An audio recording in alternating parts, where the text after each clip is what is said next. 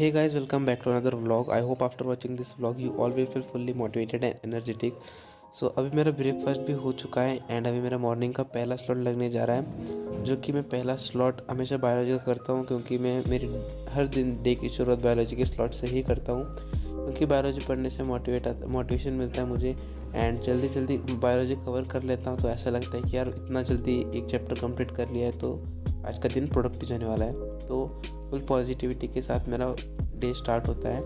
And फिलहाल body fluids and circulation chapter का मैं नोट्स रिवाइज़ कर रहा हूँ, क्योंकि नोट्स रिवाइज़ करना बहुत ज़रूरी है। क्योंकि अगर आपने रिवाइज़ नहीं किया किसी चीज़ को एंड अगर आप पढ़ने के बाद उसको 1-2 महीने बाद उठाओगे तो आपको कुछ समझ नहीं आएगा। इसलिए रिवीजन करना बहुत ज़रूरी है। एवरी 5 to 6 डेज़ में जो चैप्टर आपके हो चुके हैं उनका रिवीजन करना बहुत ज़रूरी है। And by the way body fluids and circulation जो चैप्टर है हमारा भी रनिंग चैप्टर अभी चल ही रहा है, तो मैं रोज़ जो नोट्स को रिवाइज़ करता हूँ ताकि मैं कभी भूलूँ ना। एंड ऐसा एक बार मैं ऐसा ही ट्राई करता हूँ पढ़ने का कि एक बार में अच्छे से मेरे दिमाग में फिट हो जाए। एंड रिवीजन तो बार बार करना ही है। सो गाइज, मुझे बहुत सारे कमेंट आ रहे थे कि बैकलॉग एंड उसका क्या करें। तो मेरा खुद का बैकलॉग बना हुआ है। तो मैं क्या करता हूँ, दिन का जो 1 आवर होता है उसमें दिन के जितने भी आवर में पढ़ता हूँ उनमें से 1 आवर में बस अपने बैकलॉग के लिए बचा के रखता हूँ। एंड उसी 1 आवर में रोज़ करते करते एक ना एक दिन मेरा बैकलॉग ख़त्म हो जाएगा। वैसे मेरा इतना बड़ा बैकलॉग नहीं है, फिजिक्स का थोड़ा बैकलॉग है एंड वो भी मैं कवर कर रहा हूँ, तो मेरा कंप्लीट हो जाएगा बैकलॉग कवर। सो फिलहाल अभी बॉडी फ्लूइड्स एंड सर्कुलेशन के नोट्स पढ़ते हैं।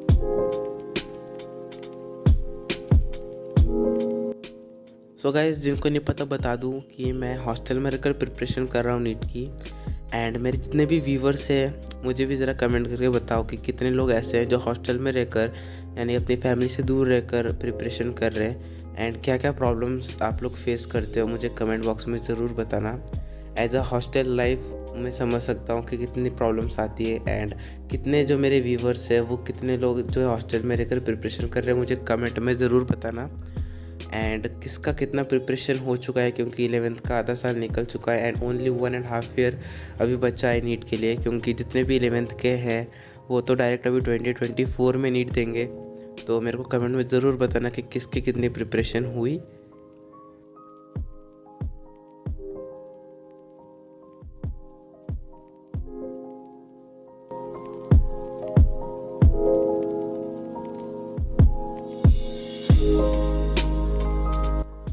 सो गाइज, अभी डिनर के बाद मैंने अपना नाइट स्लॉट स्टार्ट कर दिया है। एंड अब मेरा जो कोचिंग टाइम है वो 1:30 to 9 है। तो मेरा दिन का मैक्सिमम टाइम कोचिंग में चले जाता है। तो कभी कभी ऐसा लगता है कि यार सेल्फ स्टडी के लिए कम टाइम बच रहा है, तो अभी तो मैनेज करना पड़ेगा, क्योंकि उन्हें भी सिलेबस निपटाना है प्लस नीट की भी तैयारी करवानी है। तो टाइम तो लगेगा, उनको क्लासेस तो बढ़ानी पड़ेगी क्योंकि नीट का सिलेबस छोटा तो है नहीं। तो उनको भी अपना सिलेबस कवर करना है प्लस हमें भी अपने 5 to 6 आवर सेल्फ स्टडी के निकालने हैं। तो कम से कम बहुत ज़्यादा टाइम मैनेज करना पड़ता है। तो वो तो जो हमारा मेन डे रूटीन होता है वो तो क्लास में चले जाता है, तो हम टाइम निकालते हैं मॉर्निंग। खासकर मेरा जो टाइम शेड्यूल होता है कभी फिक्स नहीं होता।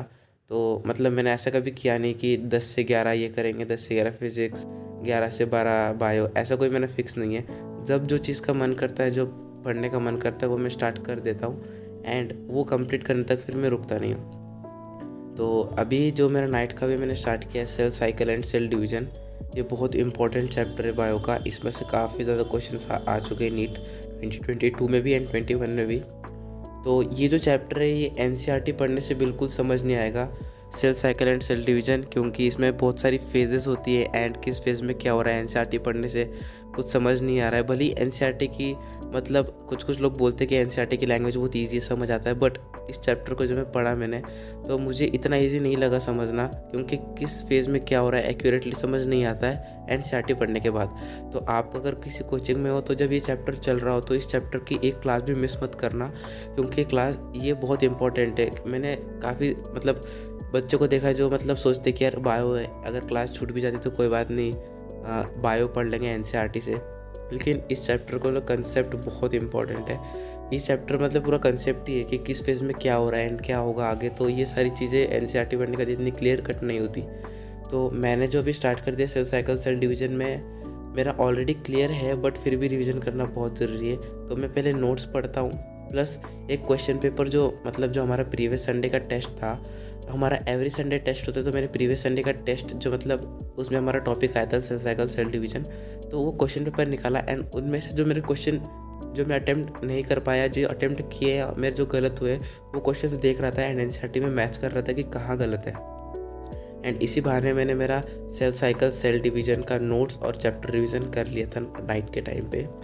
सो गाइस बहुत लोग मतलब ऐसा करते हैं कि टाइम टेबल बनाते हैं एंड इस टाइम में ये करूँगा, 10 to 12 ऐसा करूँगा, 12 to 2 ऐसा करूँगा। तो गाइस वैसा कुछ कभी फिक्स हो नहीं पाता है, कभी कुछ भी काम आ सकता है, कभी फ्रेंड्स ने बुला लिया, कभी पेरेंट्स के साथ बाहर जाना पड़ गया, तो वैसा टाइम टेबल बना के कोई फ़ायदा नहीं है। या तो आप डे का एक टाइम टेबल बनाओ कि इस दिन में मेरे को इतना टॉपिक कंप्लीट करना है। मतलब आप अगर सुबह 6 बजे उठते हो तो 6 बजे सबसे उठते से ही सबसे पहले टू डू लिस्ट बनाओ, उसके बाद फ्रेश हो जाओ।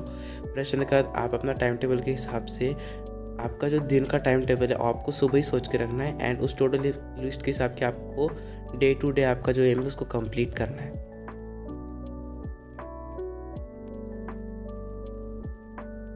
सो guys cell cycle cell division chapter complete करने के बाद अभी काफ़ी ज़्यादा रात हो गई थी, तो इस रात के 1 बज चुके थे, यानी 2 बजने आ रहे थे एंड मुझे नींद भी आ रही थी गाइस, तो मैं सो गया। एंड अभी जो नेक्स्ट दिन का जब मैं उठा तो नेक्स्ट डे का स्टार्ट मैंने कंटिन्यू किया वो व्लॉग। सो गाइस अभी उठने के बाद मैं फ्रेश अप हो चुका था ऑलरेडी, नाश्ता वास्ता कर लिया था, ब्रेकफास्ट हो गया था मेरा। एंड उठने के बाद सबसे पहले मैंने वापस अपना जो चैप्टर है उसको स्टार्ट किया, body fluids and circulation revise करने के लिए, क्योंकि मैं रिवाइज़ करते रहता हूँ, हर चैप्टर को रोज़ रिवाइज़ करता हूँ मैं 1 से 2 बार। तो वापस मैंने अपना body fluids and circulation chapter का रिवीजन स्टार्ट किया।